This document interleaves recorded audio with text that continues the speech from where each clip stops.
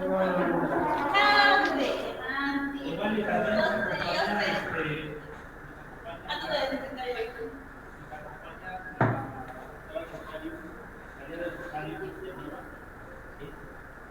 la maestra, la doctora María Rosario López,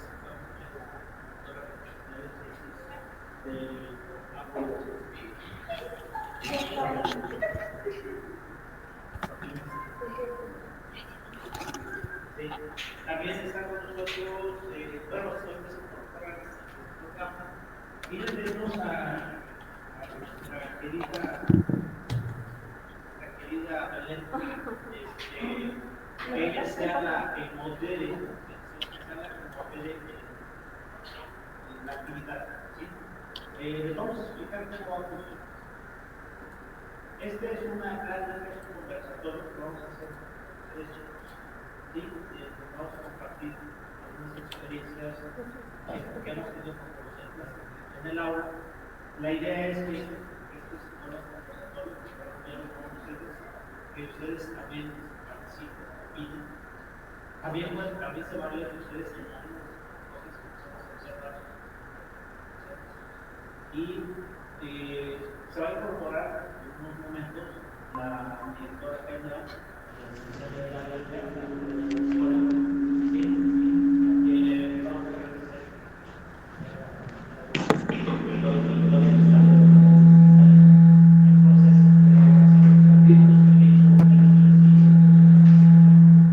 Entonces,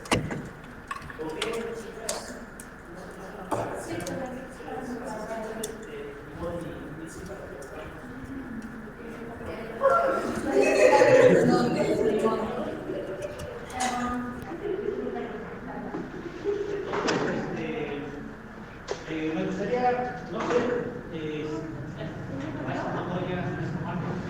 Belén va. ¿Les paso para que nos escuchen? ¿Les paso para que los escuchen en línea? Pero, aunque no tiene que sí. Es como el micrófono. Sí, es que también hay compañeros, estudiantes que están escuchando, van a escucharlo en línea. ¿Cuál es el objetivo de esta actividad? El objetivo de esta actividad es que podamos compartir algunas experiencias pedagógicas de los docentes y poder enriquecerlo con un diálogo con ustedes.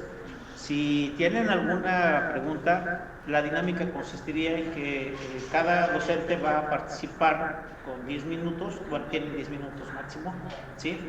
Y abrimos una serie de preguntas al grupo. Esa sería la dinámica. Belén va a ser la que va a moderar la actividad, ¿sí? Y también quiero comentarles que hay una propuesta que queremos hacerles de que si habría manera de que el último sábado de abril, porque va a haber una semana de vacaciones del 11 al 18, el último sábado de abril pudiéramos organizar este mismo evento, pero ahora al revés, que sean los alumnos los que participen con sus proyectos que tienen en la materia, y que los docentes Juan, Naomi, Montoya, Rosario, ¿y quién nos falta? Creo que son todos, ¿no? Que los docentes podamos escucharlos con sus proyectos, ¿no? Para que veamos cómo se van construyendo los aprendizajes con ustedes, ¿no? Entonces, por ahí sería la propuesta de que el último sábado de abril podamos organizar este evento con ustedes, ¿vale?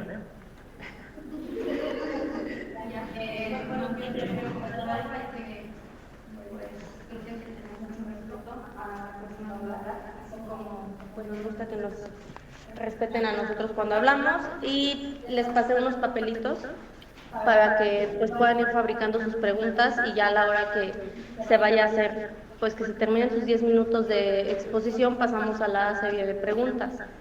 Y si necesitan más papelitos o así, se los piden a mi compañera Londra. Y pues no sé, ya podemos dar inicio. ¿Algo más? Pues yo tengo programado al licenciado José Montoya. No sé si esté bien que iniciemos con usted. Yo aquí tengo sus temas, o así está bien. ¿Lo quieres? Bueno, yo no quería empezar, igual Se lo paso. Sí, aquí lo tengo impreso, sí. Si lo ocupan, me lo... Sí, yo sé. Aquí tengo. Gracias, muy amable. Sí. ¿Quieres? ¿Verdad? Para que se escuche lo que hace. Los temas nos vamos a pasar a ver y se los vamos a pasar. Sí. Se los pasarán también como ¿Así? ¿O así? ¿Es igual? Y luego se tapa. Sí, está bien. Ok, gracias, muy amable. Otra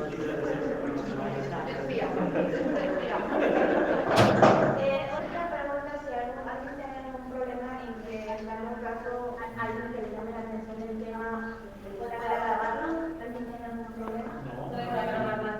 No. Preguntamos esto por respeto únicamente a quien está exponiendo y a quien está preguntando. ¿Están de acuerdo? Sí, no hay ningún problema. Sí. Bueno, perfecto. Ok, bueno, hola, buenos días. Me toca hacer la apertura de esta jornada de experiencias pedagógicas en la aula. Bueno, antes que todo, me presento. Mi nombre es José Valentín Montoya Rodríguez. Yo soy licenciado en Administración de Empresas, egresado de la Universidad Autónoma del Estado de Morelos. Y bueno, mi experiencia laboral afortunadamente ha sido estar trabajando en empresas públicas y también privadas. Dentro de las privadas está Agencia La Azteca, Nissan Mexicana, que es la que voy a nombrar en un momento determinado, y también en Cervecería Cuauhtémoc Moctezuma. Y en empresas públicas, pues he estado trabajando en municipio de Cuernavaca, gobierno del estado. También todo esto que le estoy comentando es por la experiencia que yo he visto y se ha manejado lo que voy a presentar como tema. Como docente, pues he estado también en diferentes universidades. Actualmente, pues estamos aquí en la Universidad Carl Rogers y también estoy en Conalep Plantel Jutepet, en lo que es bachillerato. Y bueno, mi conversatorio se basa precisamente en la metodología de la aplicación de las 5 S. Las 5 S, básicamente está compuesto esta metodología por algo muy sencillo, que es selección, orden, limpieza, progreso y disciplina. Quiero comentarles que hace mucho tiempo, precisamente estudiando en la Universidad del Estado, tuve una clase de administración, pero yo ya estaba trabajando en Nissan Mexicana. Estando trabajando en Nissan Mexicana, pues es muy grande la empresa. El puesto que yo tenía me daba la oportunidad de estar en toda la empresa y me permitía ver muchas cosas.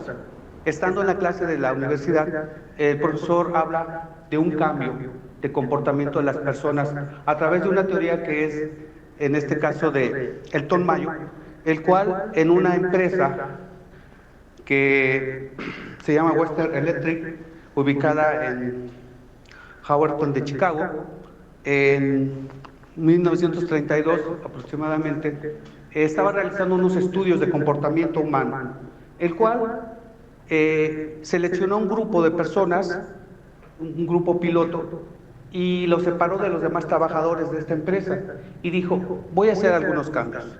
Y entre ellos fue la iluminación. Y al ver esa condición, dice, bueno, creo que los trabajadores cambian su forma de trabajar. Hace otras modificaciones como también la limpieza en las áreas de trabajo, reducción de horarios, también, por ejemplo, incluye mantenimiento a los equipos, a las herramientas y todo ello.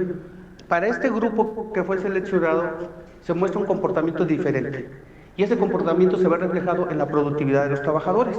Y dicen, los trabajadores trabajan bien porque se hizo algunas modificaciones. Se les tomó en cuenta, también se consideró que al pertenecer a un grupo, nada más por el simple hecho de pertenecer a un grupo, significaba con ello que pues daban mejores resultados los trabajadores. Y en base a eso me llamó mucho la atención porque digo, eso estoy viendo en Nissan en este momento. O sea, yo estoy viendo todos los días, porque tenía a veces la oportunidad de visitar toda la planta por mis actividades y veía muchos cambios. Iba a un área y veía un cambio, y iba a otra área y veía otro cambio. todo se estaba modernizando. Y es precisamente en este momento que al explicar el profesor esta actividad, yo decía, bueno, sí es cierto, o sea, sí hay comportamientos que van cambiando, tomando en cuenta al personal, al recurso humano dentro de la empresa. Y pues sí, también hubo cambios en este estudio que hizo Elton Mayo en 1932, en el cual también redujo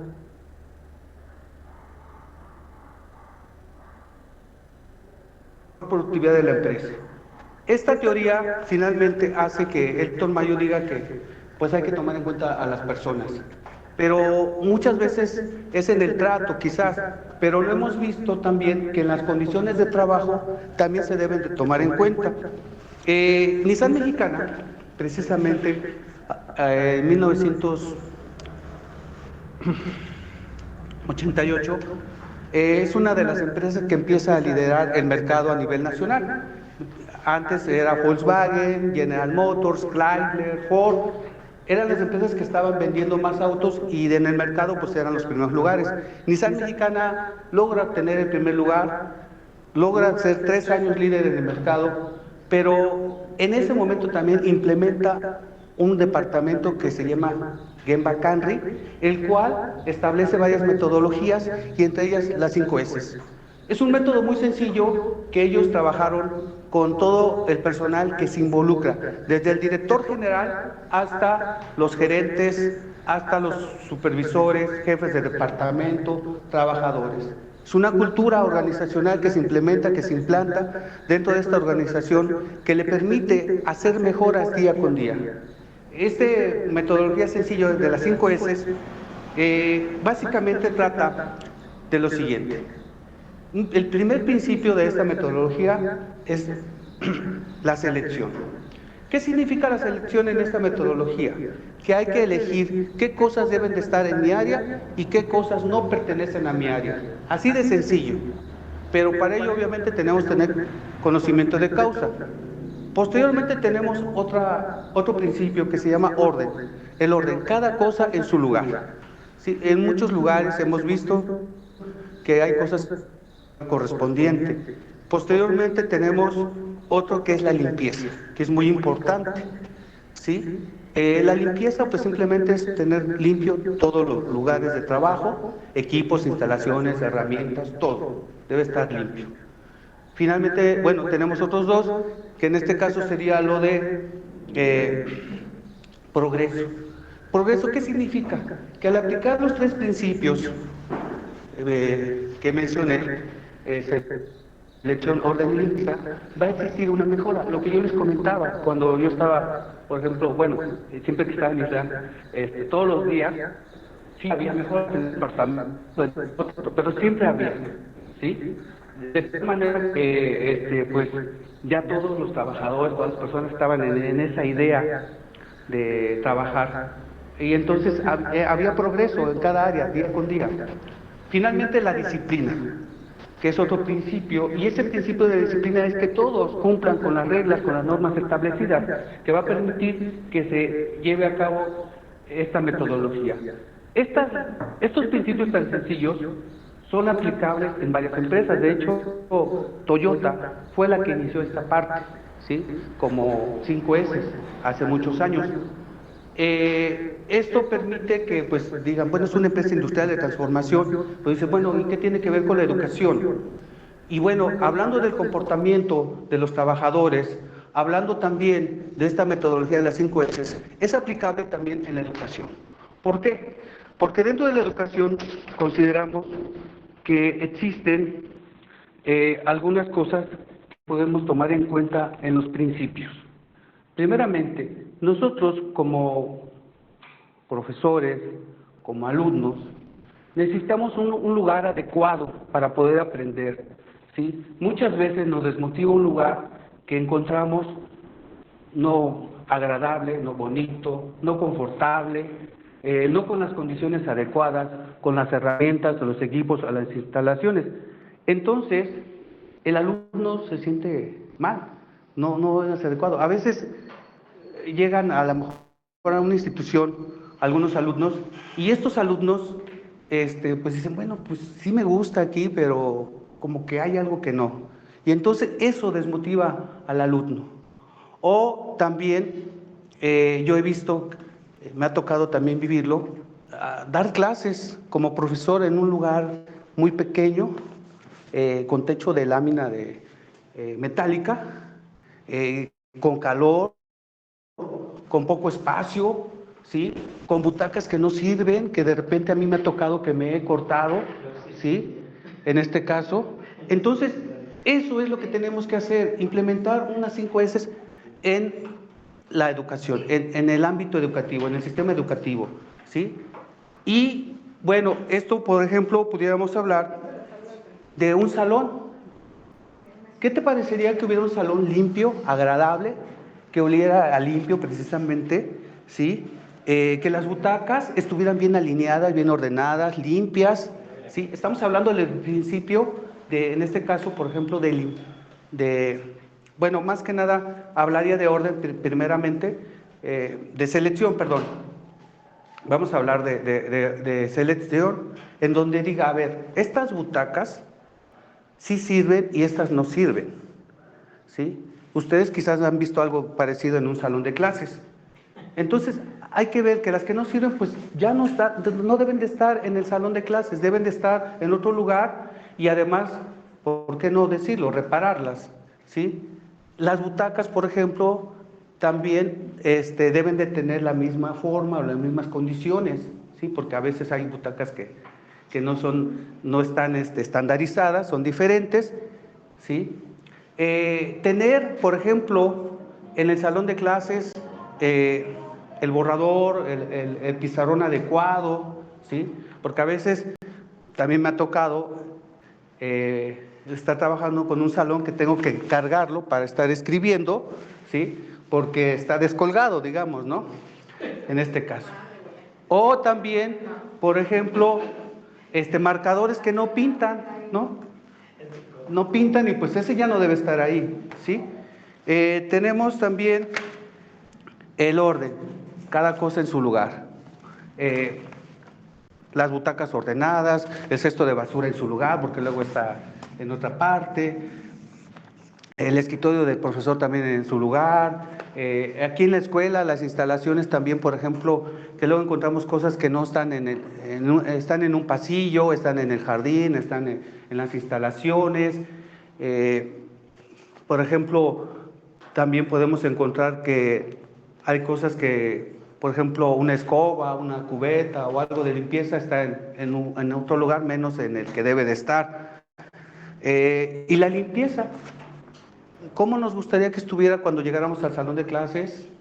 Que esté limpio, que esté agradable, que también pues veamos que el escritorio está en buenas condiciones, limpio también, que cuando vamos a utilizar las instalaciones también estén limpias, sobre todo si vamos a degustar algún alimento o simplemente ir al baño, caminar por los pasillos, todo ello que esté limpio, se vería bien, ¿no? Además, por ejemplo, esté delimitada las áreas, pintando los pasillos o haciendo líneas, etcétera. Y esto nos va a dar progreso en la escuela, sobre todo nos va a ayudar a que la escuela tenga mejor imagen, o las escuelas, cualquiera de las escuelas. Disciplina, que todos estemos conscientes de utilizar las 3 S. Yo quiero decirles que, por ejemplo, yo estando en Unistad Mexicana y adquiriendo esta cultura organizacional, me permitió decir que cuando teníamos una reunión, o mejor dicho, nuestros compañeros, teníamos una reunión, inmediatamente, pues ustedes saben que una reunión, ahorita lo vamos a ver, queda todo por acá, que el plato, el vaso, las bolsas de las papas y todo eso botado. Y todos como trabajadores, cuando nos reuníamos, que pertenecemos a la misma empresa, perdón, decíamos 5 S, y todos nos parábamos, ordenábamos la silla, la mesa, si era mesa plegable, la desplegábamos, y la acomodábamos en su lugar, las sillas, levantábamos los vasos, limpiábamos, hacíamos 5 S. En 5 minutos, participando todos, con la participación de todos, quedaba el lugar como si no hubiera pasado nada. Y así nos llevamos una cultura de trabajo y de vida. Bueno, pues eso sería todo. Gracias. Pues pasamos a la sección de preguntas. No sé si alguien tenga alguna pregunta, algún comentario, alguna duda. Y sí, pásenlo por favor. Buen día. Si alguien tiene una duda, una pregunta, alza la mano para llevarle el micrófono porque tenemos personas en línea que están escuchando. ¿No? ¿Nadie? Algo que no se me quedó claro. ¿Algún comentario? Algo. ¿Algún comentario, no? A ver, yo sí quiero hacer una pregunta. Yo también. Por ejemplo, chicos, chicas, Por favor. tomando en cuenta esta opinión del maestro Montoya, ¿qué es lo que les gusta de la escuela y qué es lo que no les gusta? O sea, ¿qué es lo que cree que hace falta, no? Tomando esta parte de las heces, ¿no? Del orden, de la limpieza, ¿qué más era la otra? Selección, limpieza, progreso y disciplina. Progreso, disciplina. Sí, adelante. Pues yo creo que es importante, ¿no? Es importante que todos, como sociedad educativa que somos, tengamos una buena organización para ello, ¿no?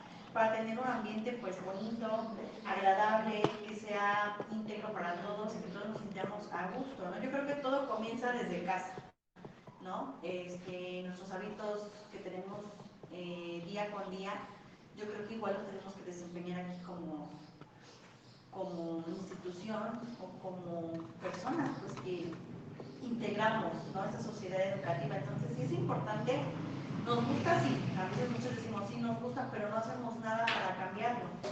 Lo que estábamos hablando en la clase con mi maestro Alejandro, y pues muchas veces queremos, exigimos, pero nosotros como personas o como comunidad o como sociedad no lo llevamos a cabo, o sea, y en parte está en nosotros para dar ese cambio, ¿no? Porque creemos que, por ejemplo, en las escuelas, no, pues es que para eso está el personal de limpieza, o no, es que para eso está el maestro, que lo haga, o no, o sea, tenemos muchos pretextos, entonces, pues nosotros hay que empezar también, pues a cambiarlo, ¿no? O sea, también formar parte de ello, ¿no? Cambiar esa cultura que tenemos de negatividad, de no hacer las cosas. Estamos en un grupo, entonces todos hay que aportar, todos hay que llevar a cabo cosas positivas para que haya un cambio realmente, para que todos estemos integrados y estemos todos en la misma sintonía, ¿no? O aportar algo bueno, por ejemplo, si veo que no trae el plumón, el profesor, pues digo, igual si yo puedo colaborar a que eso cambie, pues voy, ¿no? Busco, maestro, tendrá algún plumón que le pueda prestar o otorgar al maestro para que nos pueda dar la clase. O sea, es integrarnos todos como una comunidad pues bonita, educativa, ¿no? Es correcto. Sí, me voy a permitir agregar los beneficios precisamente de esta parte porque sí son importantes. Ya la acaba de mencionar precisamente la compañera, un ambiente agradable. Cuando tú estás trabajando en un lugar limpio, o sea, te sientes bien, es agradable, te gusta estar en ese lugar, ¿sí? Tus compañeros también conviven mejor y todo ello. Como había mencionado también, existe la mejor imagen de la institución. La institución sí cumple con estos principios, va a tener una mejor imagen. Son pasos muy sencillos. También nos va a permitir de alguna manera motivar a los alumnos a que nosotros como profesores a que aprendan, ¿sí? Porque en un ambiente agradable pues ya se aprende mejor, sabemos que las instalaciones están adecuadas para que podamos proporcionar el conocimiento, la experiencia a los alumnos. Por otro lado, también se aumenta la calidad, que eso es muy importante, de los servicios educativos. No nada más se trata de hacer limpieza, orden y todo ello. También en las oficinas, los administrativos, también nos brindarían mejor servicio de calidad, porque tienen, por ejemplo, en orden toda la documentación, está limpia, no hay ningún problema, etc. Por otro lado, también reduce costos, ¿sí? Esto reduce costos porque, como decían, si yo participo no tirando basura, poniéndolo en su lugar, ya de ahí la persona de limpieza, por ejemplo, ya no va a hacer tanto trabajo y ya no vamos a requerir tanto personal, por ejemplo, de limpieza, porque ya tenemos esa cultura. Entre otras cosas, se reducen otros costos, ¿sí? por ejemplo, que se descompongan las cosas, que pues dañemos algún material o algo por el estilo, por no ponerlo en su lugar, ¿sí? De repente dejamos en una mesa papeles y se mojan, ¿no? Por ejemplo, porque alguien tiró, ¿no? Yo veía, por ejemplo, en una institución que muchos alumnos se quejaban y decían, es que está sucio, lo estoy reportando al salón porque está sucio. Sí, pero al día anterior, al irse de clases, lo que sucedía es que ellos mismos dejaban todo, las bolsas de las papitas, de las galletas, los vasos, refresco tirado, ellos lo ensuciaban, o sea, no aportaban nada y se quejaban todos los días de que el salón estaba sucio. Y entonces así no podían estudiar, así no podían aprender los alumnos. Es por eso la importancia de esta actividad. Obviamente también aumenta el nivel académico, ¿sí? Mejora la seguridad. Muchas veces vemos contactos que luego están así, ¿cómo se llama? Sueltos, o sea, salidos, y los cables están pelones ahí y podemos tener problemas de seguridad dentro del trabajo, dentro de la institución. Entonces, eso también se ve ahí, dice, eso no debe de existir, ¿sí? O, por ejemplo, hay algo mal puesto, o el piso resbaloso, pues es falta de prever la seguridad en la empresa. Y bueno, lo más importante, hace el trabajo colaborativo, en donde todos participan, profesores, alumnos, trabajadores administrativos, padres de familia, toda la comunidad educativa participaría en esto. Esos son los beneficios entre ellos, pero si lo vemos traducido en dinero, créanme que se ahorra muchas cosas, ¿sí? Se reducen muchos costos y obviamente, como se menciona, lo principal, hay productividad en los alumnos por su mejor aprendizaje, en los profesores por su mejor enseñanza, con mejores instalaciones, por ejemplo, etcétera. Todas las empresas, aunque sean empresas muy grandes, son susceptibles de mejorar, ¿sí? Nissan Mexicana dice, pues ya aplicó las 5S, pero sigue aplicándolas. Toyota también sigue aplicándolas y muchas empresas siguen aplicando las 5S. En la cuestión educativa no ha entrado mucho, y es precisamente donde sí se tiene que implementar también, porque es una empresa finalmente. Es todo. Gracias. Yo tengo una pregunta. ¿Sí? Nos menciona pues usted que se debería de implementar pues esto de las 5S en la cuestión educativa, y a mí me causa como alguna cuestión en el ámbito de la disciplina. Se supone que en las empresas pues te pueden manejar como incentivos, ¿no? A final de cuentas, en una empresa lo haces, un hábito, la disciplina, porque te están pagando. Pero dentro del ámbito educativo, mi pregunta es, ¿realmente tendríamos que meter disciplina y enseñar quizá de algún modo tradicional? Porque pues ya entraríamos en un sistema educativo tradicional. ¿Cómo entraría la disciplina dentro del ámbito educativo aquí? Porque si tú obligas o haces que los alumnos sean disciplinados, es como meternos a un ámbito pues de enseñanza tradicional. Y creo que pues, nosotros como pedagogos estamos estudiando los diferentes tipos de enseñanza, y creo que la disciplina pues es como que un factor muy tradicional. No sé si lo veíamos de ese modo como empresa, se podría decir, en la escuela, o en qué forma meteríamos la disciplina en la escuela. Sí, lo veremos como empresa, porque finalmente es una empresa, es una institución que proporciona servicios educativos. ¿Y cómo lo haríamos? ¿Cómo implementaríamos esta parte? ¿Qué motiva a un trabajador ir a trabajar? Su salario, ¿verdad? Eso es lo que lo motiva. ¿Qué lo motiva a un trabajador o a un alumno venir a clases? Su calificación, ¿sí? Entonces, la forma de motivar a un alumno sería en su calificación, ¿sí? Dice, ¿cómo me va a afectar algo tan sencillo en mi calificación? No es sencillo, es un tipo de educación que tiene que llevar también hacia la empresa donde se dirija a laborar, ¿sí? Además, le conviene a él, a todos nos conviene. O sea, si yo voy a poner un buffet jurídico, mi buffet jurídico tiene que estar presentable, buenas instalaciones, buenos equipos, limpieza, orden, ¿sí? Etcétera. Si yo pongo un despacho contable también, si yo pongo pues un lugar para dar mis asesorías, consultorio de psicología, por ejemplo, también, ¿sí? Finalmente tengo esos lugares. Hay mucha gente que de repente yo he estado, bueno, todos hemos estado en un consultorio, por ejemplo, de un doctor, y de repente está incómodo el sillón, o no sirven las sillas, o no tiene las suficientes sillas, o hace calor, ¿sí? Y todo eso provoca malestar, ¿sí? Y entonces, pues la forma de motivar a las personas a que apliquen esto depende del lugar. Pero aquí en la escuela sería apoyando al alumno, oye, ¿estás cumpliendo con esto? Te voy a motivar. Finalmente, los incentivos son los que ayudan de alguna forma, no me van a dejar mentir aquí los psicólogos, es motivar a las personas. Se acaba la motivación, es cierto, en muchas ocasiones, pero hay que ver las maneras. Bueno, aquí Abraham Maslow nos decía que hay que motivar a las personas. Muchas veces a mí me ha tocado que de repente llego a un negocio de una persona y me invita a un refresco, y le invita al que llega un refresco también, ¿no? Entonces eso de alguna manera lo motiva, ¿no? Al trabajador. Sí, adelante. Eso sería a través de la motivación. Perfecto. Gracias, profesor.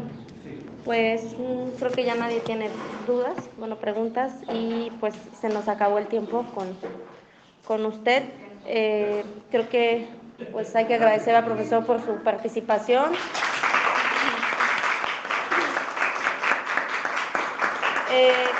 Sigue el licenciado José Alberto Juárez, pero creo que todavía no ha llegado, ¿verdad? La doctora Rosario Villanueva. A ver, ¿Estamos listos? Empieza a hacer un poco de calor, ¿verdad? ¿Abren las ventanas? No sé si ¿No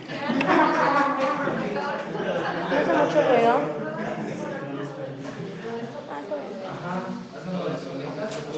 solamente abran las ventanas aunque estemos la Va después del profe, la doctora.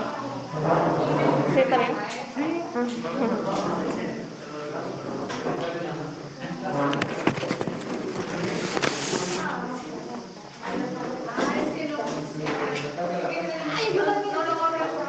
No abre, ¿eh? Sí.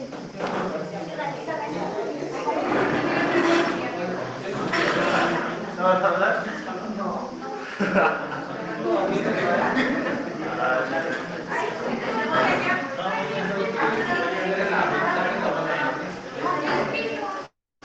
Aquí está. Sí, ya se lo iba a pasar.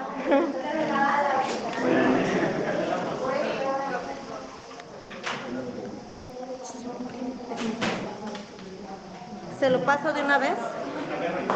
Es el para que se escuche ¿Ya está línea. grabando? Sí. ¿Qué tal si digo algo no adecuado? Por eso le dije que ya está grabando. Es que están tratando de hacer.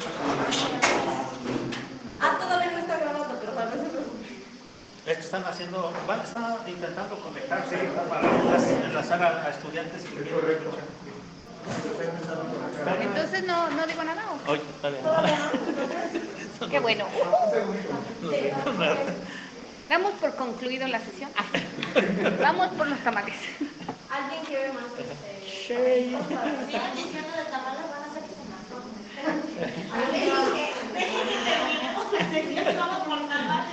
Sí, yo quiero uno oaxaqueño. No es cierto, es broma. No, yo no bromeo con eso. Es cosa muy seria. Ahorita va a haber ¿A qué hora nos vamos a ir? ¿A qué hora terminamos? como a las 2:30. Se va a hacer rápido esto. No es cierto, dijo la sobrina. Esperen un segundo que nos digan si ya se conectaron. O sea que el profesor se salvó.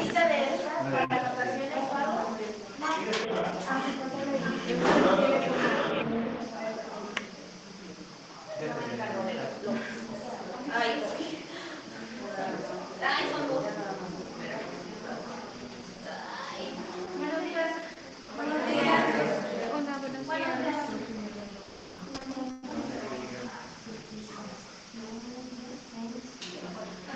Y de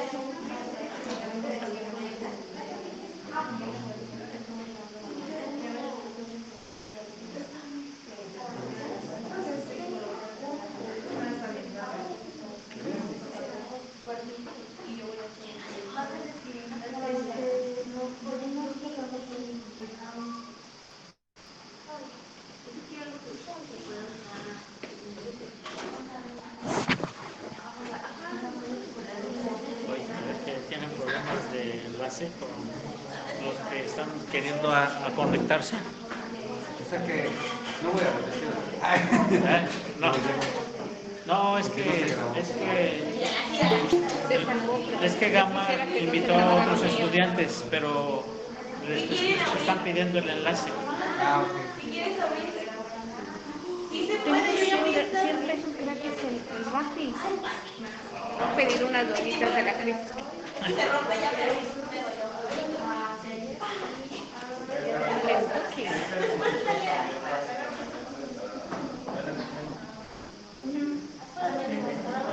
Maestra, ¿quieren sentar aquí? Hay espacio, ¿eh? Voy.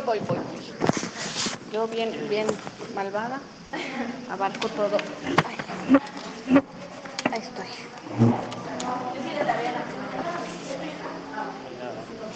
La Gama. ¿Aquí? La Gama, no se ponga. No va a venir el Chabelo e Ivor. ¿Eh? No va a venir Chabelo Sí, e Ivor. digo que ya. Listo, continuamos. Sí, ya está esa cosa. No me está pendiente.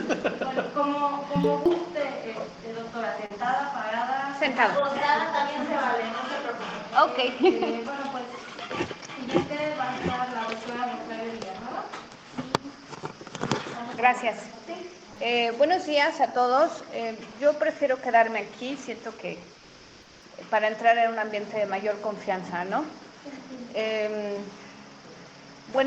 Cuando Alejandro me pidió que participara en ese asunto, bueno, pues yo le di vueltas y decía, bueno, ¿qué digo, no? ¿Sale? ¿O qué no digo? Entonces, ayer escribí algo, si me permiten, me gustaría leerlo porque quiero partir de ahí, ¿no? Entonces, mi experiencia académica. La profesión docente transita por cambios que desafían no solo su profesión, sino también a las identidades profesionales de quienes ejercemos la docencia. Hablar de experiencias educativas desde mi propia praxis es sin duda una tarea abrupta y anfractuosa. Cada periodo que constituye mi carrera profesional, y más aún la académica, se encuentra repleta de mesetas, algunas rodeadas por montañas y otras que las llevan a lugares con precipicios. Mi llegada al mundo académico está determinada por una ruptura en la que se estableció una línea divisoria entre mi pasado y mi presente. El tajo de mi vida académica es de tal modo neto y profundo que casi siento la tentación de ver este como un todo compacto y sin fisuras. Pero no es así. Hubo divisiones y discontinuidades, y aunque estas rupturas no niegan una continuidad secreta, persistente, sí parece, en retrospectiva, una continuidad lineal de mi vida como académico. A partir de la autorreflexión y una discusión conmigo misma, han resultado más cuestionamientos que aportaciones que se me pidieron dar con respecto a mi praxis como académico. Pero después de todo, ¿no es un investigador el académico? ¿No debe plantearse y replantearse su praxis? Comencemos entonces, ¿vale? Buscando ahondar en el análisis de la construcción de lo que es la docencia, existe una intención uniformada en los sujetos que parte de los discursos dados por estos. El fin de esto es sin duda la búsqueda de una uniformidad de un sujeto normalizado, un profesor normalizado. Todo sujeto que ejerce la docencia busca poseer, adueñarse de los discursos. Estos son objetos de su deseo, porque los dotan de poder al establecer criterios de verdad. Sin embargo, estos criterios de verdad, desde mi perspectiva, aparecen como simulaciones revestidas de procedimientos de exclusión que se han instaurado en las instituciones de educación. Tal vez debamos virar hacia lo que en su momento Foucault estableció como un elemento prescindible en el acto de enseñar: la inquietud de sí y el conocimiento de sí. Estos elementos ligados a la verdad promovían una forma de vida superior. Considero entonces que más allá de decir qué he hecho, a qué me he enfrentado, que sin duda son muchas las experiencias, es más importante establecer que la docencia me ha dado un cambio de actitud, una actitud ante la vida, con el otro y con los otros. Esto me ha llevado a la observación, al volver a la mirada a sí y a los otros, con el fin de analizar críticamente lo que ocurre en el entorno y en el pensamiento del otro y del mío, y sin duda accionar en concordancia con lo que analizo. ¿Podría mi práctica docente encaminarse hacia un camino desconocido, riguroso, nuevo? Sin duda. Que permita la conversión de sí y una subjetivación que se vincule a condiciones de espiritualidad, que me permita acercarme a la verdad mediante una conjunción entre el decir, la práctica académica y la verdad. Tal vez te preguntes por qué la verdad. Porque esta está vinculada a la emancipación, por lo que la educación que busque la verdad buscará la emancipación, y esta deberá estar vinculada a una ética de la verdad. Y aunque la educación en sí es un hecho complejo, lo es más educar para la emancipación, en un mundo alienante del que formamos parte. Considero que ese es el camino que he comenzado a andar hace ya algunos años, uno en el que intento recuperar una ética de la verdad que vaya más allá de los campos propios del conocimiento, en el que intento recuperar un camino de verdad subjetiva que me permita formar sujetos de veredicción con una inquietud de sí que les permita ocuparse de sí y de los otros. Un mundo que se cuestione, dialogue, escucha, ejerza y acate. Esto con el fin de encontrar un mundo más equitativo, justo e igualitario. Y cierro con lo siguiente. El cuidado de sí no es un descubrimiento de quién es uno, sino una invención a partir de lo que uno puede ser, en tanto hacedor de su propia vida. Ese es un fragmento de Cabrera. Bueno, les decía yo hace un momento, no quiero dar un discurso largo, ¿ok? Considero que todos los docentes que estamos aquí, pues tenemos un bagaje de experiencias que nos permite o nos da esta pauta, ¿no? Y sin duda también tenemos experiencias profesionales, porque como lo digo en mi escrito, hay un corte entre mi vida académica y nuestra vida profesional. La mayoría del docente universitario parte de una vida profesional en el ámbito empresarial, y después hay una partitura y va al mundo académico, ¿no? No todos, por supuesto, pero sí la mayoría de estos, ¿no? Entonces, concluyendo esto, efectivamente no quiero yo dar todas las experiencias que he vivido, porque bueno, pues seguramente son muchos, ya no soy una jovencita, pero más bien es esta parte de qué he aprendido y hacia dónde me dirijo, ¿no? Y es hacia una educación emancipadora, donde yo pueda hacer de mi estudiante un estudiante crítico de sí y crítico de su entorno, ¿vale? Con un pensamiento crítico, ¿vale? Es todo. Gracias.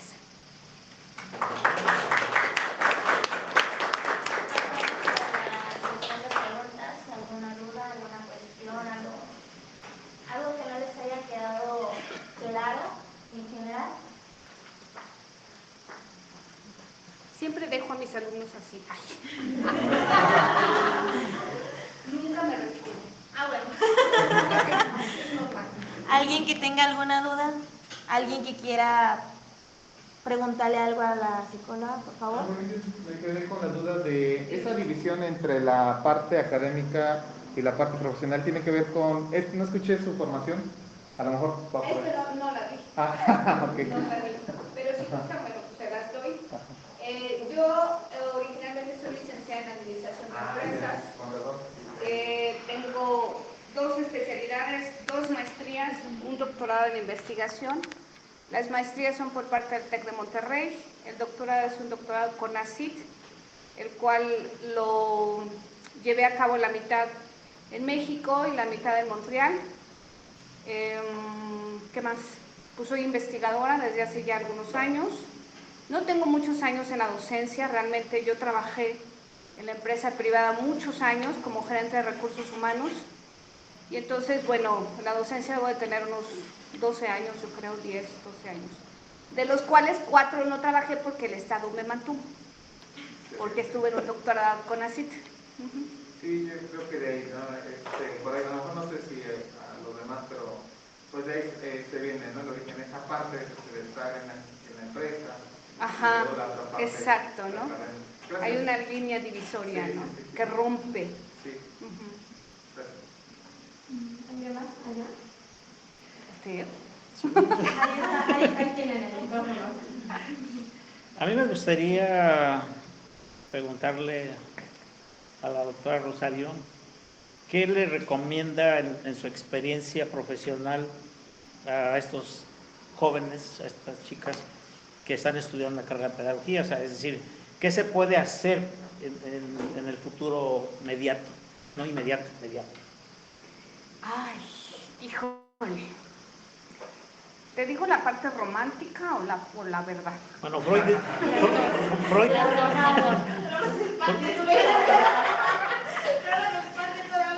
Bueno, Freud planteaba 2 principios, el principio de realidad y el principio de placer. Empecemos por el principio de realidad. Okay. Yo creo que lo primero que debes de plantearte como futuro profesor, y que yo me planteé en mi momento, porque en mi vida sí hubo un quiebre, ¿no? El mundo empresarial es un mundo completamente distinto al mundo académico, ¿no? Y yo creo que lo primero que te tienes que plantear es si tienes realmente la vocación para ser docente, ¿vale? Y no la vocación de la parte romántica esta, ¿no? Que te hablan de que debes de ser paciente y tolerante. Sí, o sea, esa es la parte romántica de lo que es la docencia o la vocación, ¿no? Sino realmente la realidad. Yo una de las cosas que me enfrenté es, primeramente, el salario. ¡Ay, madre mía! O sea, después de estar en una empresa como Laboratorios BET, ser gerente de recursos humanos durante tantos años, y de repente enfrentarme a un salario que decía yo, ay, esto no me alcanza ni para los chicles. Entonces, esa es una realidad en la educación en México, y es una realidad a la que se tienen que enfrentar, ¿sale? Y suena, pues, rudo, ¿verdad? Pero es una realidad, ¿ok? Entonces, la vocación no solamente tiene que ver con ese proceso de enseñanza-aprendizaje y el dar todo por el todo, porque al final del día, lo decía el profesor, tenemos necesidades también como sujetos, ¿no? Sujetos individuales. Entonces, pregúntate, ¿realmente esto es lo que quiero? ¿Realmente amo dar clases? ¿Vale? ¿Realmente es algo que quiero hacer el resto de mi vida o lo que queda de mi vida, ¿no? Es algo que yo quiero hacer. A mí me cayó el 20, no crean que poquito, o sea, tardé algunos años para que me cayera el 20, y me cayó el 20 yo creo cuando cambié o pude cambiar el pensamiento del otro. Por eso lo escribo aquí, ¿no? Para mí la docencia es cambiar el pensamiento del otro, ¿vale? Y cambiar el mío también, a partir de un pensamiento crítico, pero crítico, realmente crítico, ¿no? Sustentado, porque no es lo mismo quejarse o decir o criticar que hacer realmente una crítica sobre lo que se dice o sobre lo que se hace, ¿no? ¿Vale?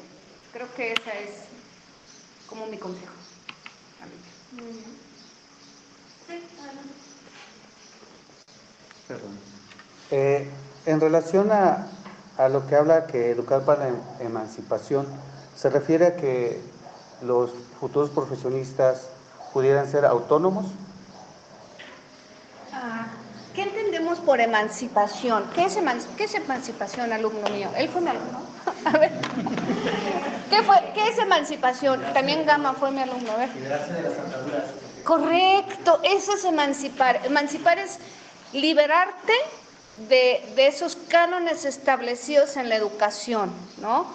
Y dejemos de lado la educación pavloviana o la educación tradicionalista, que desafortunadamente pareciera que volvemos y volvemos y volvemos a la misma, ¿no? Sin embargo, ni siquiera ya es una educación tradicional al 100%, ni es constructivista, ni es, o sea, es como un híbrido aquí el asunto, ¿no? Pero emancipación es eso, o sea, es dejar de lado esos cánones que me establecen los maestros, las instituciones, y entonces ahí viene la parte de la libertad de pensamiento, ¿no? Yo puedo ser libre en lo que pienso y en lo que hago, ¿no? Creo que por ahí va. Sí. Perdón. A ver, aquí está. Creo que la profesora se refiere a no tanto como proponer el sistema o algo así, sino el enfoque que tú le das y lo que vas a transmitirle al alumno. A lo que usted se refiere es a que, como usted dice, la educación tradicional únicamente es darle el concepto y el concepto es lo que es y con eso te quedas. Y no, es hacer que el alumno llegue a un nivel de conocimiento epistemológico y que él pueda crear su propio conocimiento. Es creo que a lo que usted se refiere.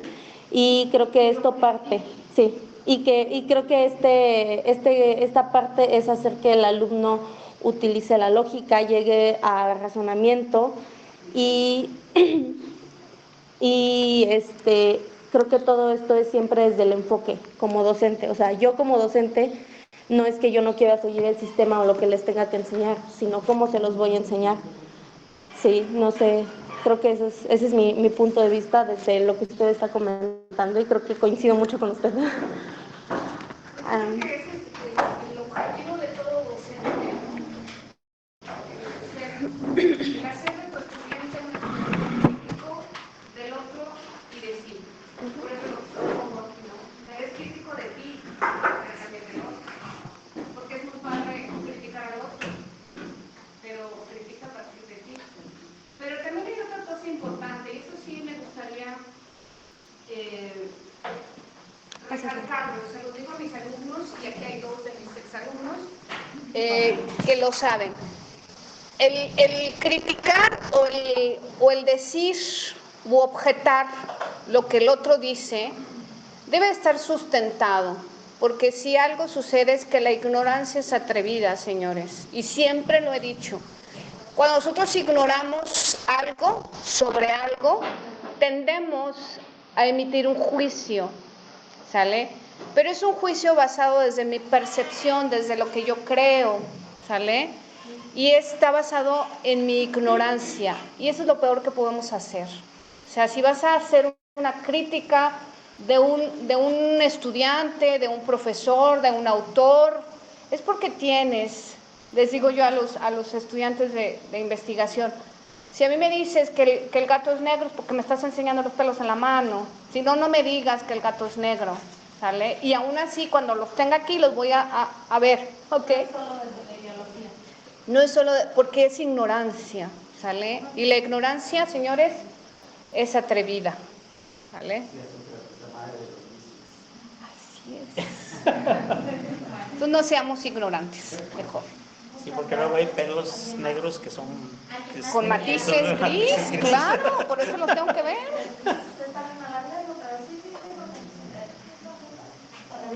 Creo que ya terminé. Hola, Gamita. Sí es cierto, ¿no? Esa parte que usted dice de la crítica y tener argumentos, pero mi planteamiento sería, ¿bajo qué condiciones se trabajaría una educación emancipadora? Fíjate que es interesante esta postura porque de repente pensamos que si la infraestructura, que si, miren señores, yo doy clases en el TEC de Monterrey y les decía yo a Alejandro hace rato, ¿ya has visto las sillitas del TEC? No, hombre, son geniales, o sea, te sientas y dan vueltas, o sea, están súper. Pero eso no me da un estudiante crítico, ¿eh? O sea, yo he encontrado estudiantes críticos en escuelas chiquitas y he encontrado estudiantes con no toda la libertad del pensamiento que usted quisiera creer que voy a encontrar en el TEC de Monterrey, ¿no? O sea, ¿qué es lo que da una educación emancipadora? El docente que te dé la apertura para que tú puedas en algún momento decir qué está bien o qué no está bien, desde tu postura. Al final del día el docente no somos más que una guía, ¿no? O sea, yo te guío, yo te puedo decir, ¿qué crees? Párale o bájale 2 rayitas porque lo que estás diciendo es una tontería. Y antes de que continúes, mejor mejor no digas nada, ¿no? O, ¿sabes qué? Bien, ahí vas, síguele, ¿no? Ese es el camino, o ¿qué crees? Regrésate, ¿no? Creo que por ahí es. Que sea constructivo, o sea, que sea algo que se construya, ¿no? ¿Qué crees? Yo estoy en contra del constructivismo. ¿Por qué? Lo que pasa es que pocas personas realmente entendemos lo que es la educación constructivista. Yo lo he platicado y luego le digo, bueno, ok, ¿qué es construir? Dices tú, construir mi pensamiento, construir el conocimiento a partir del hacer, ¿no? ¿Y realmente lo construyes? O sea, si nosotros nos remontamos al concepto básico de construcción, ¿no? Si nos vamos, no sé si haya un arquitecto, es de la nada, ¿ok? Yo tengo que construir algo, pero ¿qué crees? En el pensamiento tú no puedes construir algo de la nada.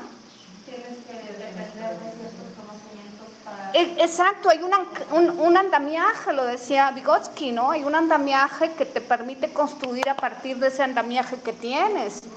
Entonces el constructivismo se contrapone en sí mismo, ¿no? Por ahí escribí algo al respecto, porque luego se los paso.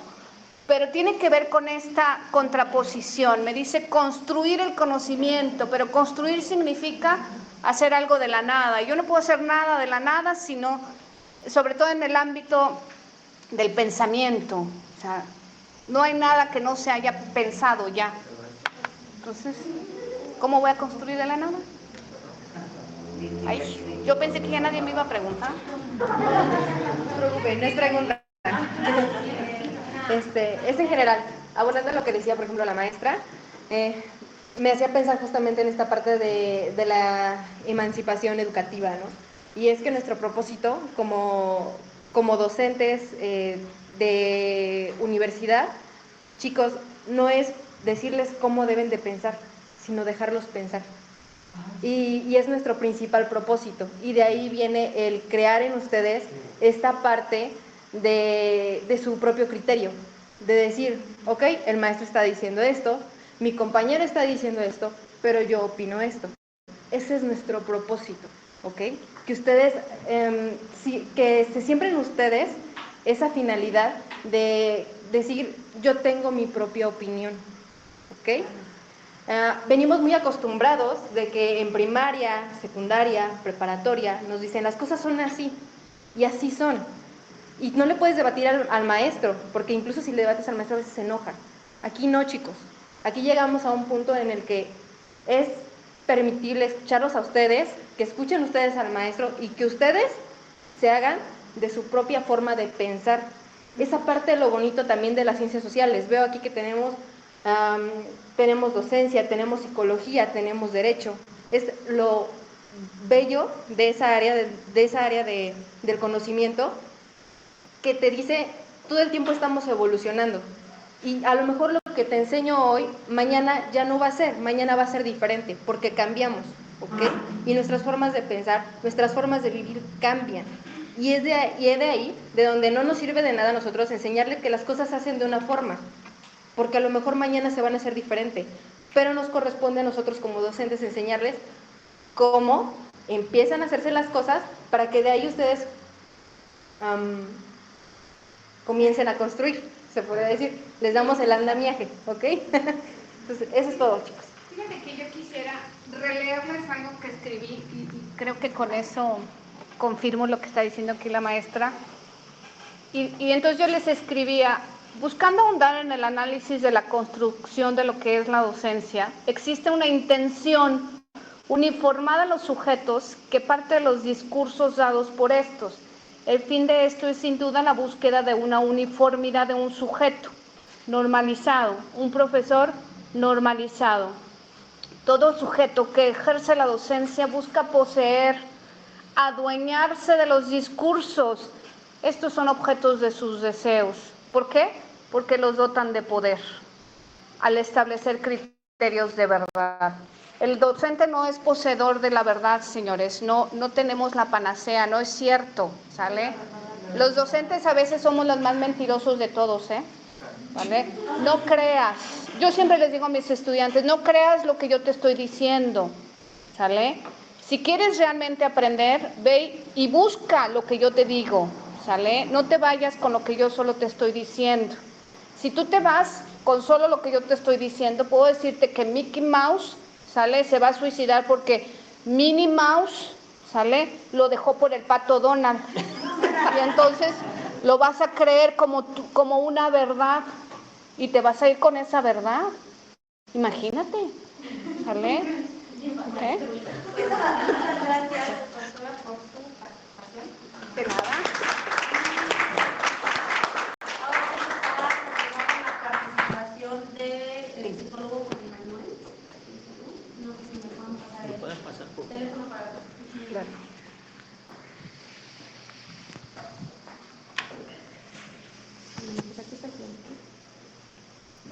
Hola, ¿qué tal? Buenos días a todos. Me presento, me llamo Juan Manuel Santamaría Avilés y pues soy psicólogo. Estoy dando clases ahorita en Guisa y Valencia. He dado clases en el Colegio Lancaster, he dado clases aquí en Carl Roger, he estado en la Universidad Mesoamericana dando clases a policías.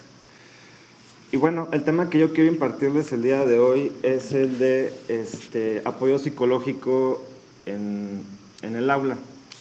Y miren, para esto quiero platicarles una anécdota. Me acuerdo que una vez estaba yo platicando con mi mamá. Estábamos cenando, estaba mi hermano, yo, mi mamá. Suena el teléfono y un chavo, todavía estaba en pandemia, creo que era ya el último semestre. Me habla, me dice, profe, me siento muy mal, tengo problemas con mis papás. Y no quiero indagar tanto aquí ahorita explicándoles el detalle para no meterme como en un problema muy legal, pero ese tipo de problemas son muy comunes hoy en día. Otra chava me pidió de favor, profe, ¿se puede quedar conmigo a solas un ratito? Sí, ¿cómo no? Que veía sombras, etcétera, pero resulta ser que esto era pues cierto trauma ante cierto abuso. Muchos de estos ejemplos se suscitan muy...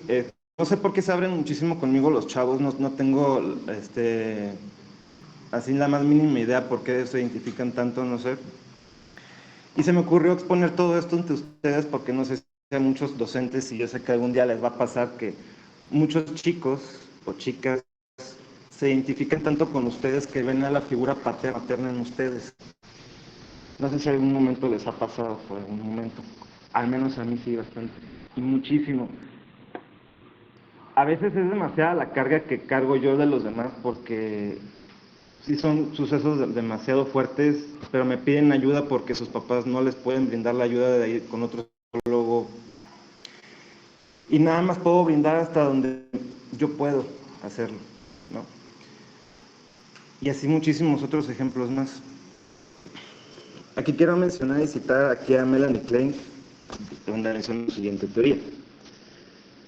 El sujeto se relaciona con el medio a partir de las sensaciones e impulsos que siente y proyecta sobre los objetos de su impulso. Es decir, hay una especie de desplazamiento. Yo puedo ver a alguien, a una persona, y en realidad estoy viendo a otra. Por ejemplo, muchos chicos que tienen problemas con sus papás lo reflejan en el aula, en el salón de clases, perdón, con el profesor. Algunos actos son hasta agresivos, algunos actos son algunos se sueltan a llorar en clase, sí me ha tocado eso. Algunos hasta, quién sabe cómo consiguen mi número y me están marcando a mitad de la noche. Una chava una vez más así me despertó en la madrugada porque necesita. No pude hacer mucho, no pude hacer gran cosa. Y a mí lo que me ocasiona mucha molestia es que tanto en sector público no existe, y privado no existe un apoyo psicológico, psicólogos, en el programa, que cada escuela tenga un propio psicólogo para tratar estos tipos de casos, porque normalmente acuden con particulares, eso es lo común, eso es lo normal. Pero uno como docente igual, la misma institución te prohíbe indagar tanto, entrometerte en la vida personal de los estudiantes, y ya me ha traído eso algunos problemas. No te puedes meter tanto en la vida personal, incluso hay papás que han anunciado esto a la dirección con demanda. Entonces aquí se vuelve una controversia, una paradoja bastante horrible, y más porque son chicos que están todavía en esta primaria, que pasan a secundaria, para donde todavía son adolescentes, donde dan este paso de ser adultos, y que todavía sufren de este tipo de maltrato de diferente índole, y es algo muy común en nuestros días, ¿no? ¿Cómo me doy cuenta que un chico tiene problemas en casa? Cuando los chicos son muy agresivos con el mismo docente. Y cualquier acto que ocasionen, por ejemplo, de agresión, tanto como hasta como de empatía, algo está pasando en casa, el cual lo están desplazando toda esa emoción directamente hacia mí, como esta figura paterna, esta figura. Y pues bueno, es lo que pasa con muchos chavos, ven a la escuela como una especie de refugio. Tan solo esas 6, 7, 8 horas que van a pasar en la escuela es como estar tranquilos, o al menos salir a jugar, hacer cualquier otra cosa, menos estar aguantando la situación en casa. Porque regresar a casa y regresar con los mismos actos de agresión, violencia, y que todos vuelvan a estar mal, y luego el chico llega a la escuela y empieza a reprobar, y esto es caótico para muchos. Incluso hay quienes llegan a desertar la escuela por diferentes motivos, entre ellas está esto de no tener un apoyo más de una figura de los padres quien esté ahí. No existe una capacitación docente para esto, la verdad. O sea, yo porque tengo la formación psicológica y porque he estudiado la maestría en educación y docencia, pues me puedo introyectar un poquito más en los chicos. Ellos se pueden abrir un poquito más, pero en serio no existe una formación como tal. Más bien la institución lo prohíbe, como ya lo había mencionado.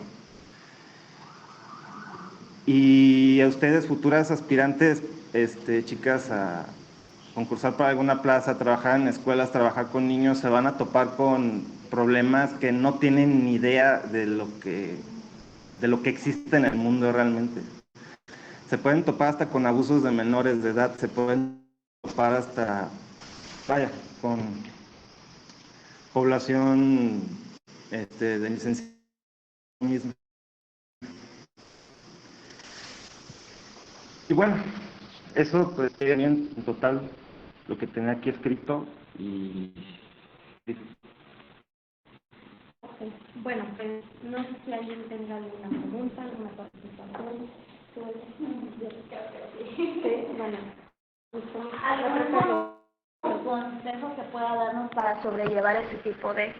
Porque usted mismo ha dicho, nos vamos a topar con ciertos casos fuertísimos. ¿Algún consejo que pueda darnos como para sobrellevar o para identificar y ver cómo podemos ayudar dentro de las reglas y sin sobrepasar los límites que la institución nos pone? Miren, ¿cómo te das cuenta que un chico o una chica está mal? Se nota, típico estudiante agresivo, típico chico que va a llorar, típico chica que va reprobando. En ocasiones no están, son situaciones que están alterando el mental en casa o en los diferentes medios donde esta persona acude, ¿no? Como recomendación, y si ustedes notan eso, es que también, sean empáticos, para empezar, sean empáticas, no ser egoístas y quedarnos nada más con lo nuestro, y no me importa que si son, prefieren no meterse en problemas y no me importa que repruebe, ya te ponen el 5, y ahí está lo malo. Lo mínimo que pueden hacer y salvar vidas, y en serio, esto sí es real, tomar la mano, ¿qué te pasa?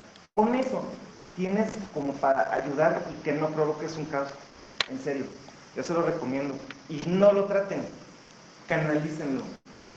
Tengan un contacto psicólogo, tengan un contacto, no importa el tipo de terapia, porque tipos de terapias hay mucho, pero en la que sea, no importa, con que esta persona se pueda desahogar con alguien, ya es un hecho que pueda tener calidad y bienestar de vida. Entonces, en serio, no sean el típico profe cruel que abunda hoy en día. La verdad es que sí las hay. Y me ha tocado. En mi formación como estudiante desde primaria hasta universidad es horrible. Sí me ha tocado. ¿Sí? ¿Ya? Acá, sí, está. Bueno, a mí me gustaría hacer un comentario respecto de lo que menciona el profesor. Creo que sí son temas muy delicados. Creo que pues muchas de los alumnos, hay alumnas que estamos aquí, la mayoría creo que va para docencia.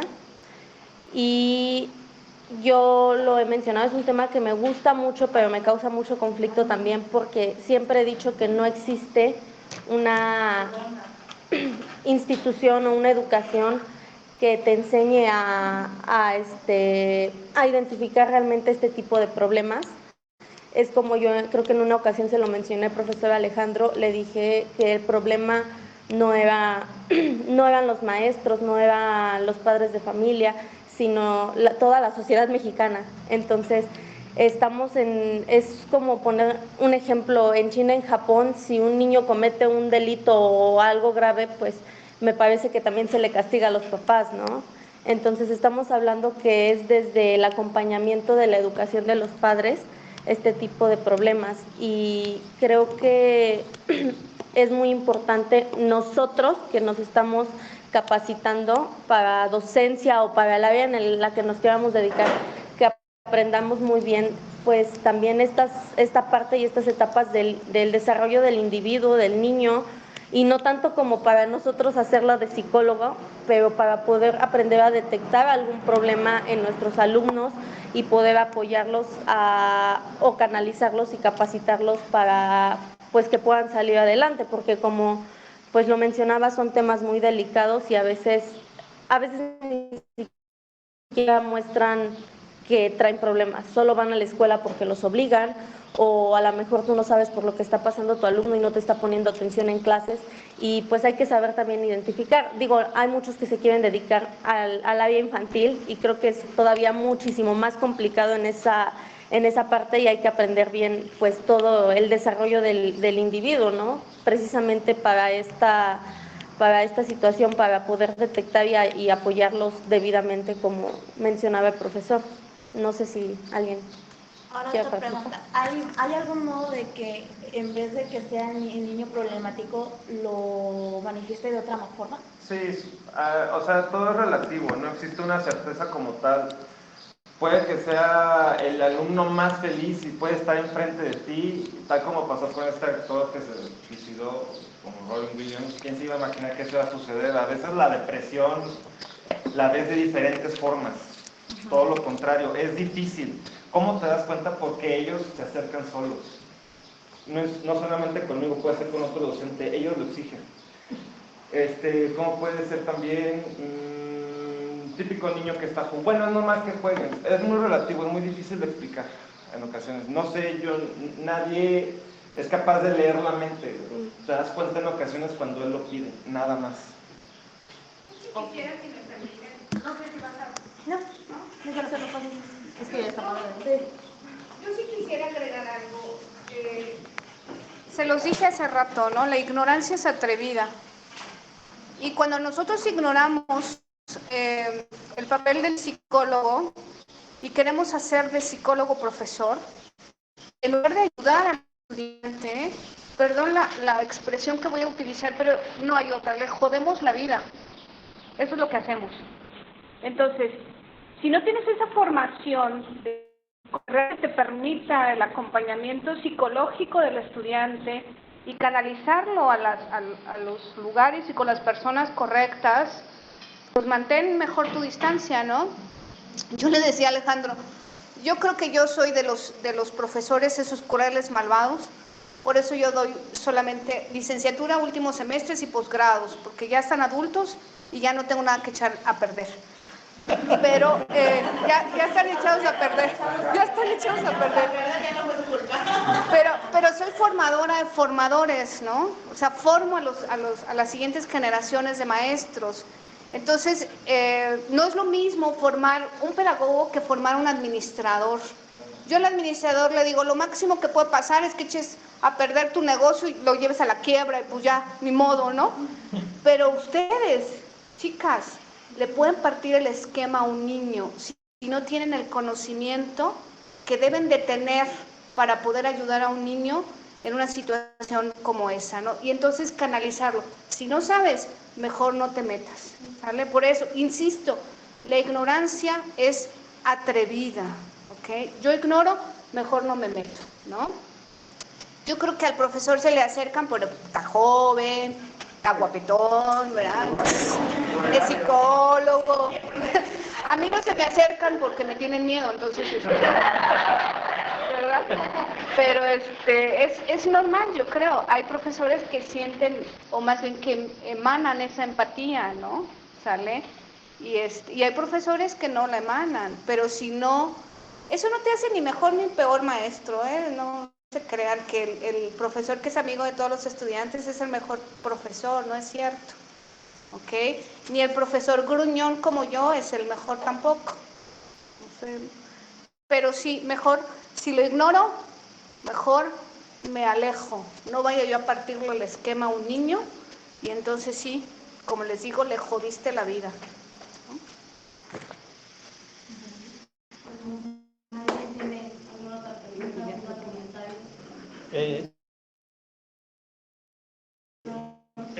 Nada, no, solo ya están los bocadillos. Entonces, si quieres, nos tomamos rapidísimo 10 minutos, Albert, para que continúes tú, ¿no? Porfa, ¿no? Es la parte más emocionante. Entonces, la parte motivacional, ¿qué les parece? ¿Son 11:30? 11:30. A las 11:40 continuamos, ¿no? ¿Está bien 10 minutos?